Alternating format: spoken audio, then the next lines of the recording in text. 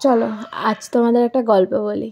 একই বাড়িতে 3জন সমবয়সী নাতি নাতনি থাকা সত্ত্বেও 2জন নাতি নাতনির জন্য কমপ্ল্যান, দুধ, শীতের জন্য নতুন সোয়েটার, লেবু সব কিছুই জোটে, কিন্তু আরেকজনের জন্য কিছুই জোটে না।